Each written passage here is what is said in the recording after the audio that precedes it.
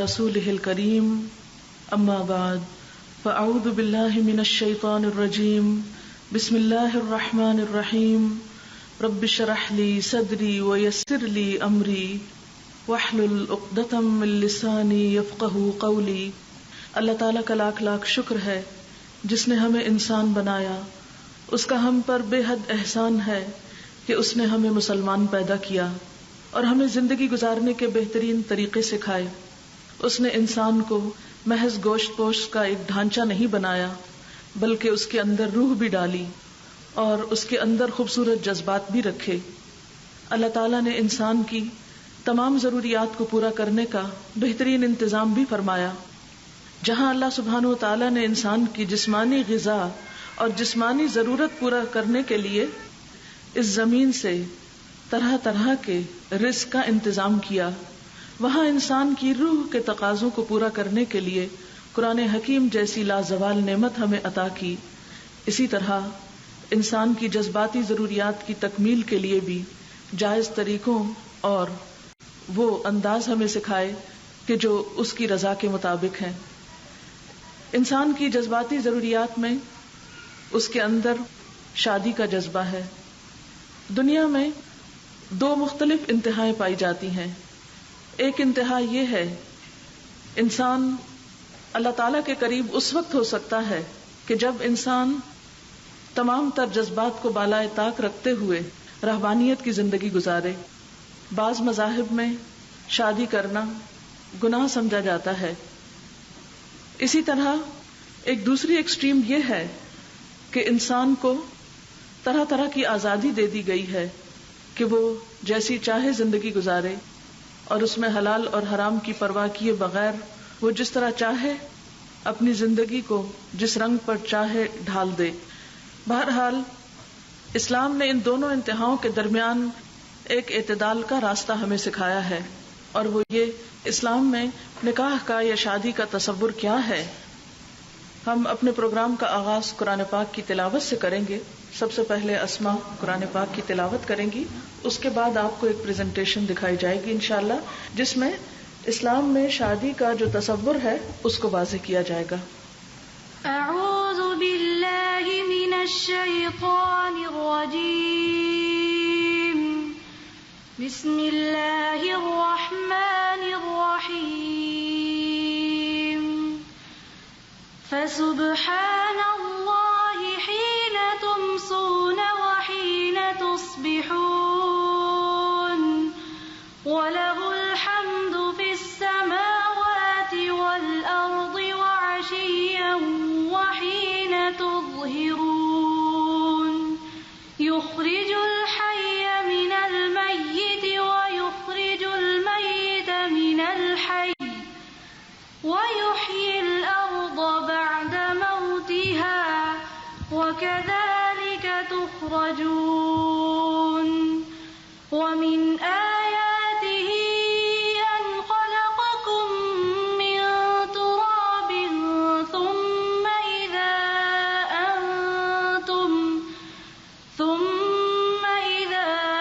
أَنْتُمْ بَشَرٌ تَنْتَشِرُونَ۔ وَمِنْ آيَاتِهِ أَنْ خَلَقَ لَكُم مِّنْ أَنفُسِكُمْ أَزْوَاجًا لِتَسْكُنُوا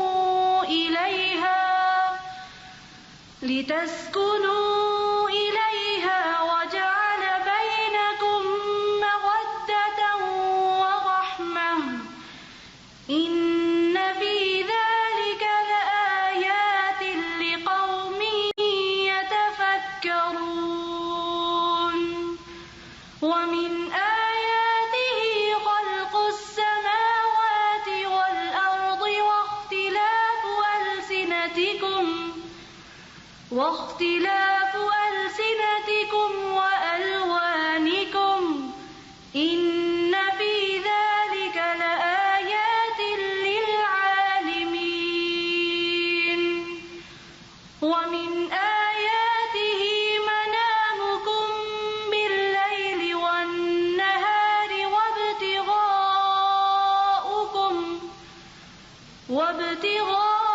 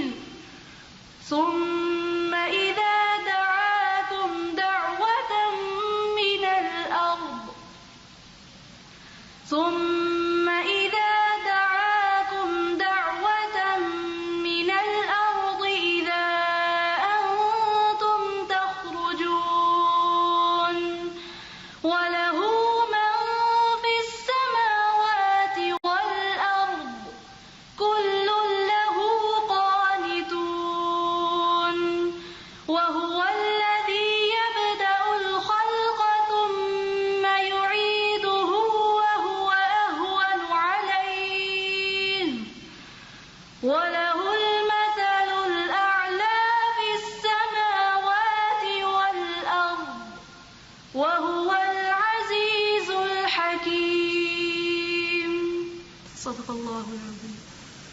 ان آیات کا ترجمہ. اور تسبیح کرو اللہ کی جب کہ تم شام کرتے ہو اور جب تم صبح کرتے ہو. آسمانوں اور زمین میں اسی کے لیے حمد ہے. اور تسبیح کرو اس کی تیسرے پہر اور جب کہ تم پر ظہر کا وقت آتا ہے. وہ زندہ میں سے مردے کو نکالتا ہے اور مردے میں سے زندہ کو نکال لاتا ہے اور زمین کو اس کی موت کے بعد زندگی بخشتا ہے. اسی طرح تم لوگ بھی حالت موت سے نکال لیے جاؤ گے. اس کی نشانیوں میں سے یہ ہے کہ اس نے تم کو مٹی سے پیدا کیا، پھر یکایک تم بشر ہو کہ زمین میں پھیلتے چلے جا رہے ہو.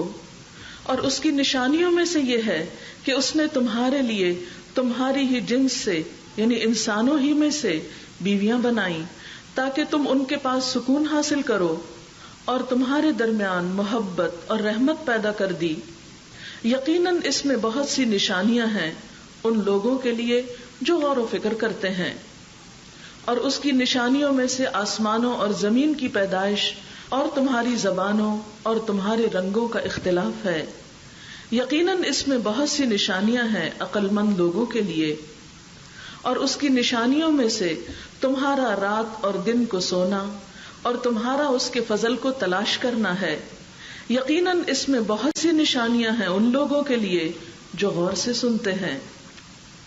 اور اس کی نشانیوں میں سے یہ ہے کہ وہ تمہیں بجلی کی چمک دکھاتا ہے، خوف کے ساتھ بھی اور طمع کے ساتھ بھی، اور آسمان سے پانی برساتا ہے. پھر اس کے ذریعے سے زمین کو اس کی موت کے بعد زندگی بخشتا ہے. یقیناً اس میں بہت سی نشانیاں ہیں ان لوگوں کے لیے جو عقل سے کام لیتے ہیں. اور اس کی نشانیوں میں سے یہ ہے کہ آسمان اور زمین اس کے حکم سے قائم ہیں. پھر جو ہی کہ اس نے تمہیں زمین سے پکارا، بس ایک ہی پکار میں اچانک تم نکل آؤ گے. آسمانوں اور زمین میں جو بھی ہیں اس کے بندے ہیں، سب کے سب اسی کے تابع فرمان ہیں. وہی ہے جو تخلیق کی ابتدا کرتا ہے، پھر وہی اس کا اعادہ کرے گا، اور یہ اس کے لیے آسان تر ہے. آسمانوں اور زمین میں اس کی صفت سب سے برتر ہے اور وہ زبردست اور حکیم ہے. اب آپ کے سامنے قرآن پاک کی سورتوں کے ناموں کی ایک نظم پیش کی جائے گی. الفاتحة، البقرة، آل عمران، النساء، المائدة، الأنعام، الأعراف، الأنفال، التوبة، يونس، هود، يوسف، الرعد، إبراهيم، الحجر، النحل، الإسراء، الكهف، مريم، طه، الأنبياء، الحج، المؤمنون، النور، الفرقان، الشعراء، النمل، والقصص، العنكبوت، الروم، لقمان، السجدة، الأحزاب، سباء، فاطر، ياسين، الصافات، الصاد، الزمر، المؤمن، فصلت، الشورى، الزخرف، الدخان، الجاثيات، الأحقاف، محمد، الفاتح، الحجرات، قاف، الذاريات، الطور، النجم، والقمر، الرحمن، الواقع، الحديد، المجادلة، الحشر، الممتحنة، الصف، الجمعة، المنافقون، التغابن، الطلاق، التحريم، كريم الملك القلم الحق المعارج نور الجن المزمل المدثر القيامة الإنسان المرسلات النبأ النازعات عبس التكبير الانفطار المطففين الانشقاق البروج الطارق الأعلى الغاشية الفجر البلد الشمس الليل الضحى الشرح الدين العلق القدر البينة الزلزلة العاديات القارعة التكاثر العصر الهمزات الفيل قريش الماعون الكوثر الكافر النصر والمساد الإخلاص الفلق والآخر الناس سورة القرآن.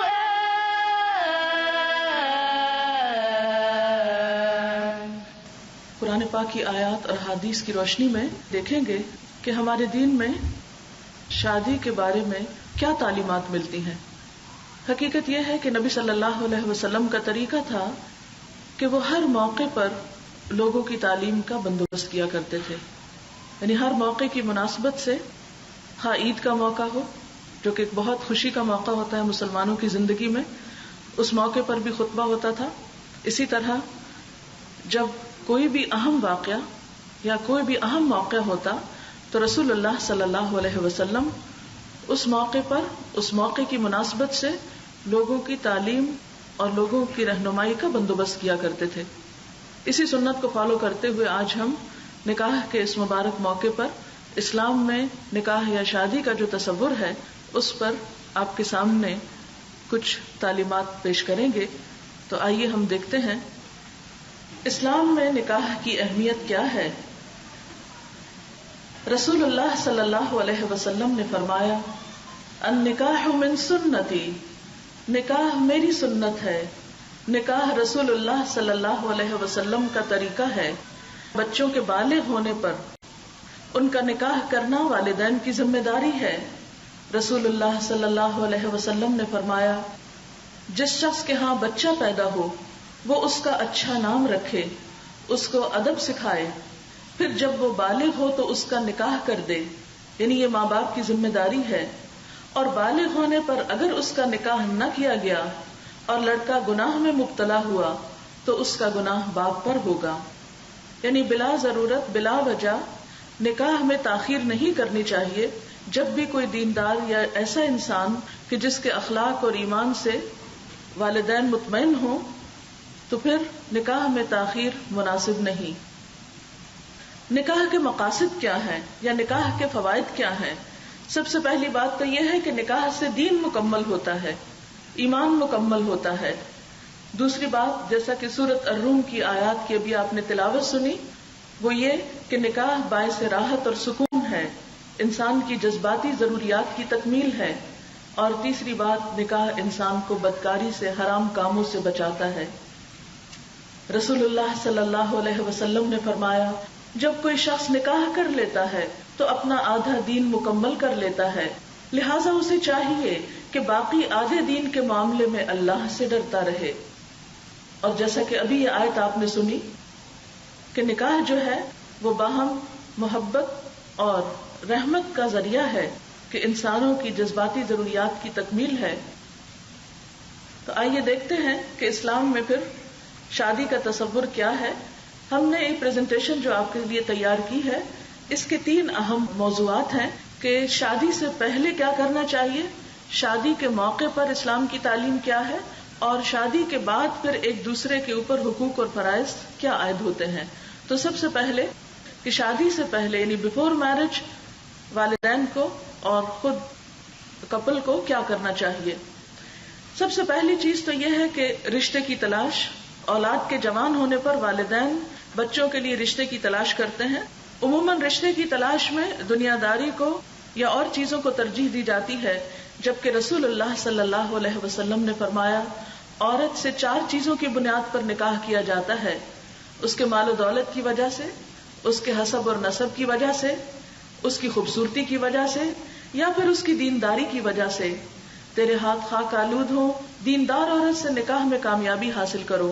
یعنی اسلام میں نکاح کی بنیاد دین ہے، کیونکہ دین ہی انسان کی دنیا اور آخرت کی کامیابی کا ذریعہ ہے.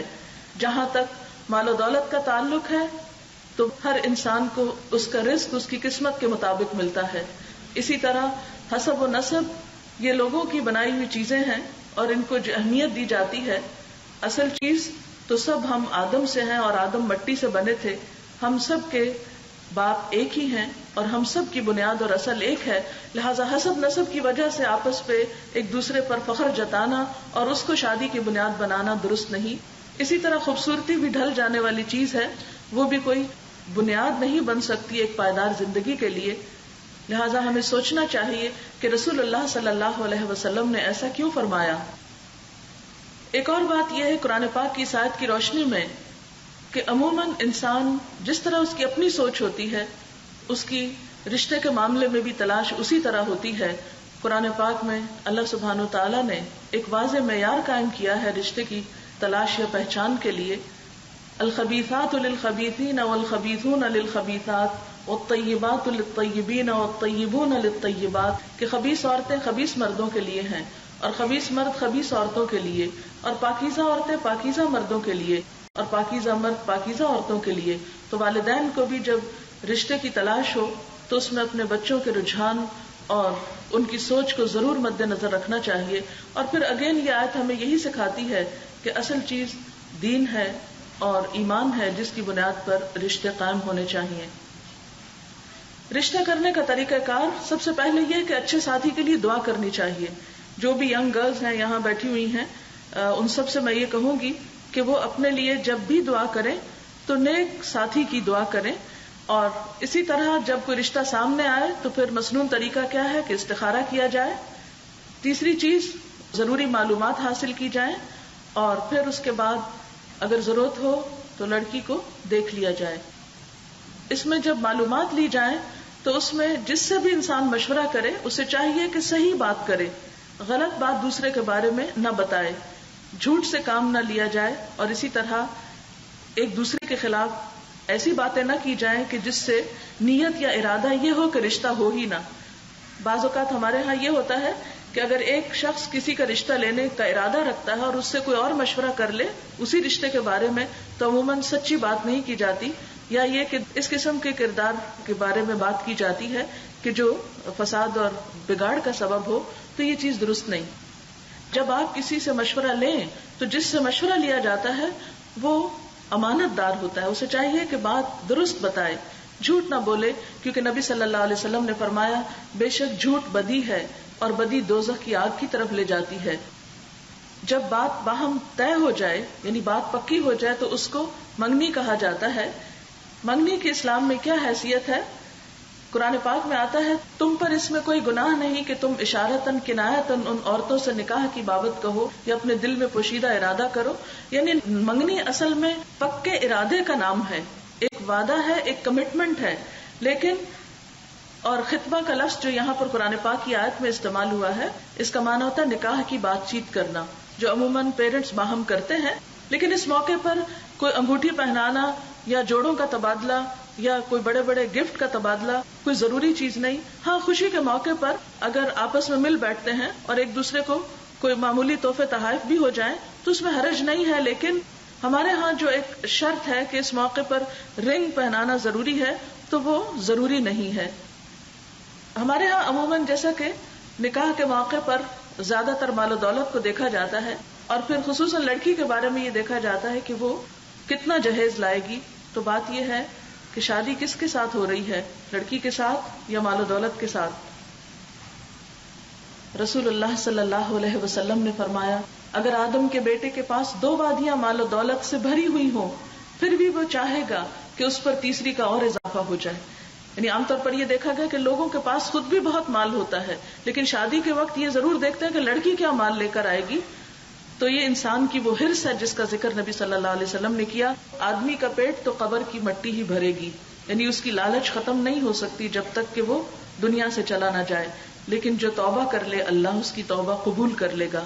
یعنی ناجائز طور پر، غاصبانہ طور پر یا لالچ رکھتے ہوئے دوسرے کے مال کا رشتہ یا نکاح کرنا یا شادی کو ایک کاروبار بنا لینا، یہ اسلامی تعلیمات کے خلاف ہے۔ اسی طرح جہیز سنت رسول صلی اللہ علیہ وسلم نہیں ہے۔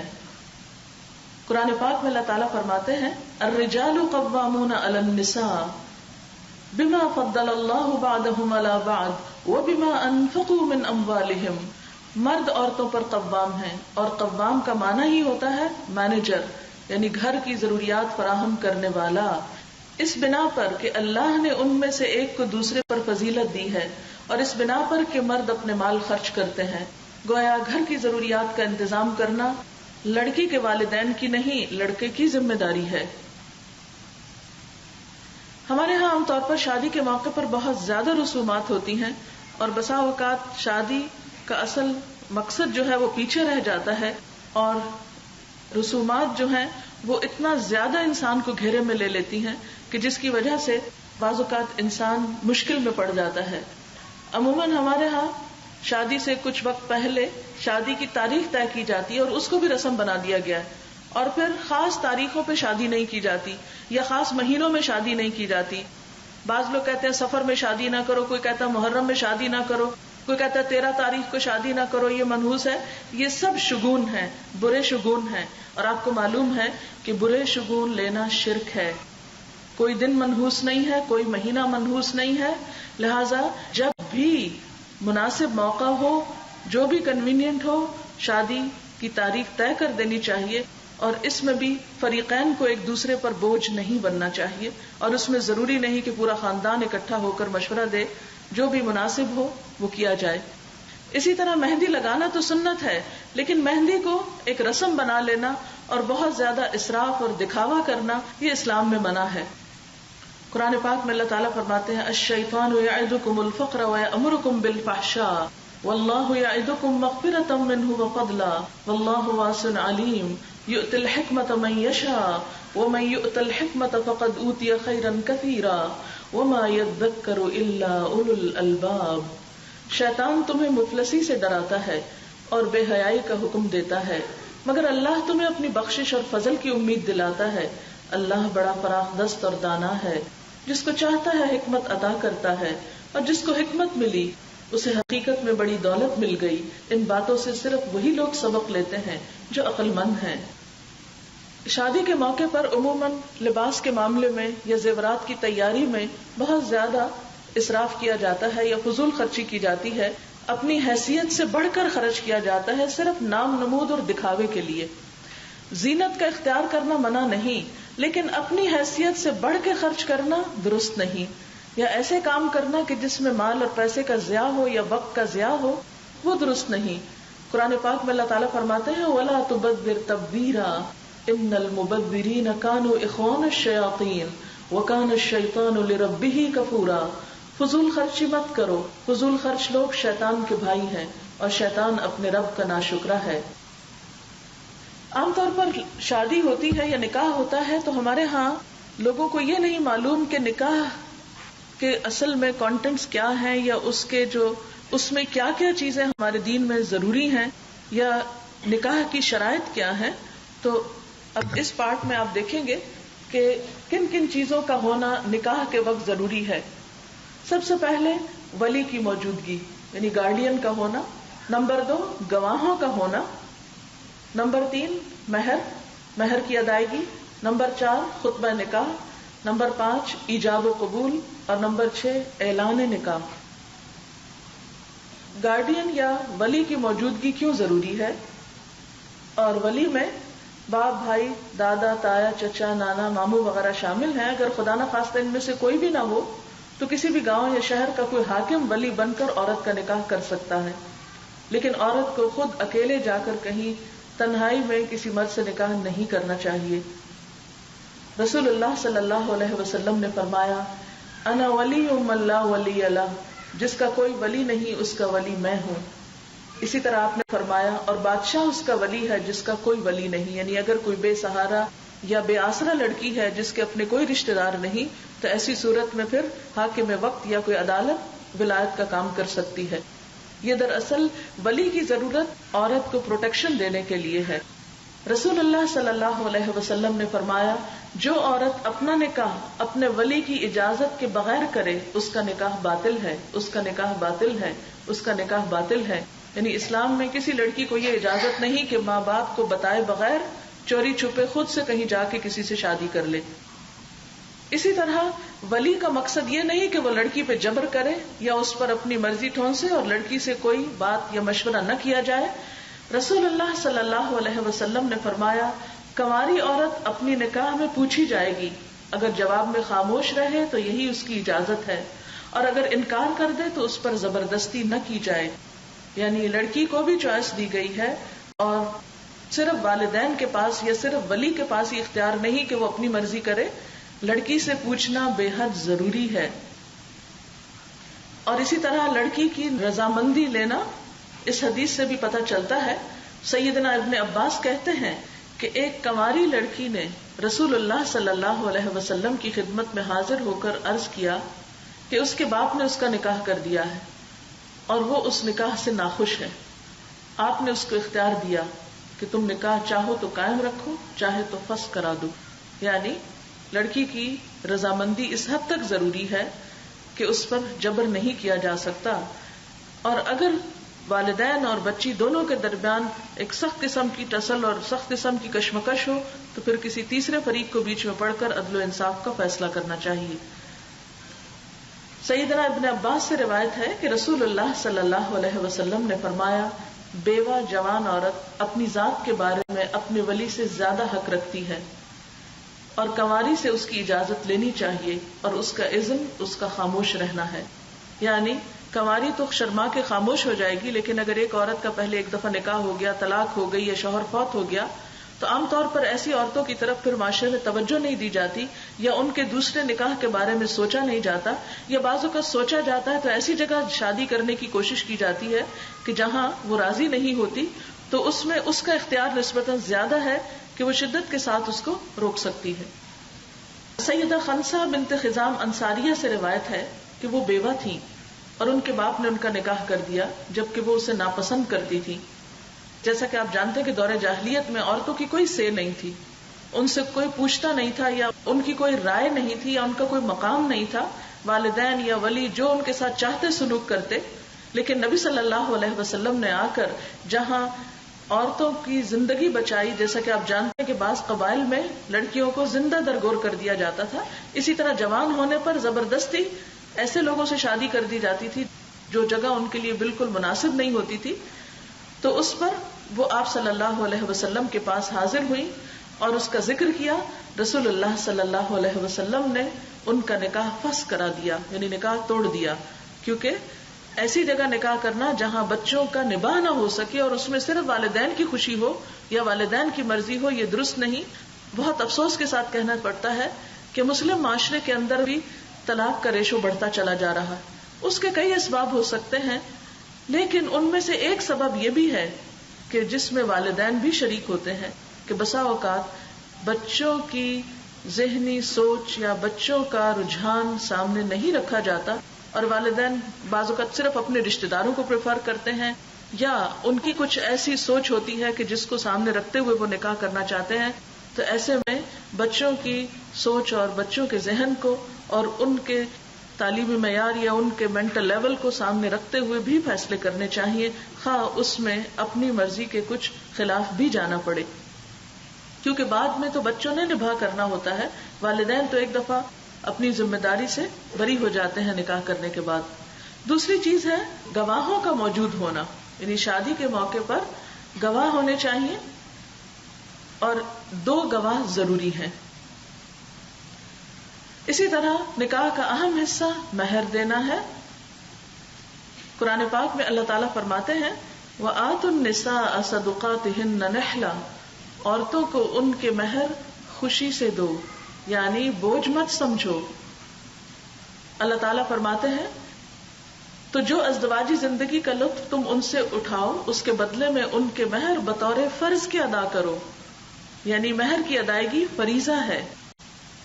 رسول اللہ صلی اللہ علیہ وسلم نے حضرت عبد الرحمن بن عوف کے لباس پر زردی کا نشان دیکھا. اس زمانے میں نکاح کے اعلان میں ایک چیز یہ بھی تھی کہ کپڑوں کے اوپر رنگ ڈال دیا جاتا تھا. تو ان سے پوچھا کہ یہ کیا ہے؟ انہوں نے عرض کیا کہ حضور میں نے سونے کی گٹلی کے وزن پر ایک عورت سے شادی کی ہے. رسول اللہ صلی اللہ علیہ وسلم نے فرمایا مبارک ہو، ولیمہ کرو چاہے ایک بکری ہو. یعنی کہ مہر کی کوئی مقدار مقرر نہیں کی گئی، کم سے کم بھی ہو سکتی ہے، زیادہ سے زیادہ بھی، ڈپینڈ کرتا ہے کہ لڑکے کی حیثیت کیا ہے. لیکن ہم دیکھتے ہیں کہ رسول اللہ صلی اللہ علیہ وسلم نے کیا مہر دیا اپنی ازواج کو. سیدنا ابو سلمہ عبد الرحمن سے روایت ہے کہ انہوں نے ام المومنین سیدہ عائشہ سے پوچھا رسول اللہ صلی اللہ علیہ وسلم کی ازواج مطہرات کا مہر کیا تھا؟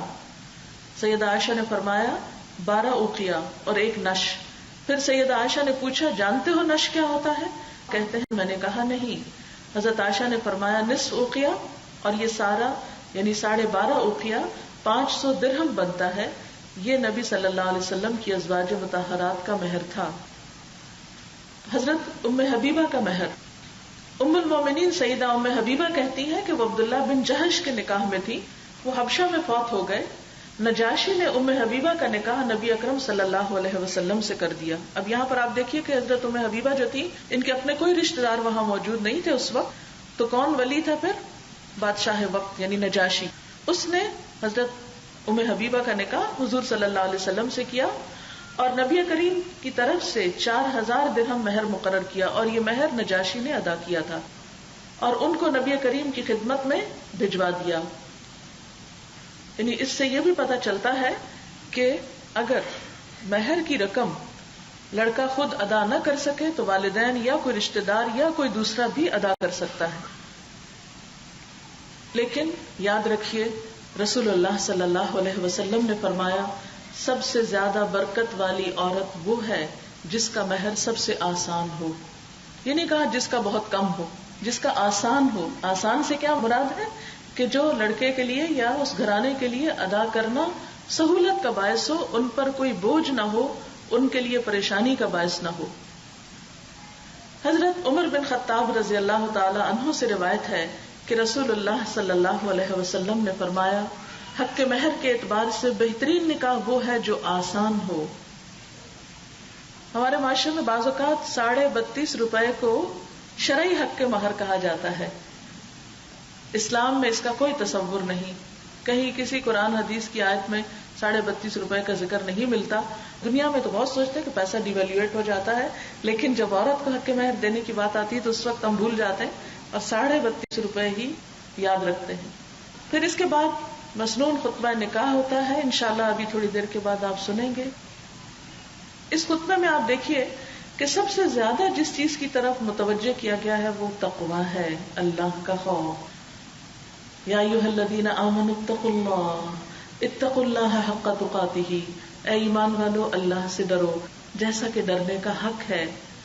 یعنی شادی کی خوشی یا ازدواجی زندگی کی خوشی کا راز مال و دولت یا حسن و جمال یا حسب نسب نہیں، اللہ کا خوف ہے. اگر لڑکی کے اندر اللہ کا خوف ہوگا، اللہ کا تقوی ہوگا تو ہی وہ شوہر کے حق ادا کرے گی. اور اسی طرح اگر لڑکے کے اندر خدا کا خوف ہوگا تو بیوی کے حقوق ادا کر سکے گا. تقوی جو نکاح کی بنیاد ہے، یہ اگر موجود نہیں تو پھر دونوں کو کوئی چیز پابند نہیں کر سکتی. محض خاندان کی قید یا لوگوں کا پریشر کہ وہ ایک دوسرے کے ساتھ مفاہمت کی زندگی یا آپس میں ایک دوسرے کے حقوق ادا کرنے کی طرف توجہ رکھیں. دوسری آیت میں بھی آپ دیکھیے یا ایھا الناس اتقوا ربکم، اے لوگو اپنے رب سے ڈرو. الذی خلقکم من نفس واحدہ، جس نے تم کو ایک جان سے پیدا کیا. وخلق منہا زوجہا، اور اسی سے اس کا جوڑا بنایا. وبث منہما رجالا کثیرا ونساء، اور ان دونوں سے بہت سے مرد اور عورتیں پیدا کی. واتقوا اللہ، پھر تیسری دفعہ یہاں دیکھیے تقوی کا حکم ہے. الذی تساءلون بہ والارحام، اللہ سے ڈرو جس کا نام لے کر تم ایک دوسرے سے اپنے حق مانگتے ہو، اور رشتہ داروں کے بارے میں خاص طور پر خدا سے ڈرو.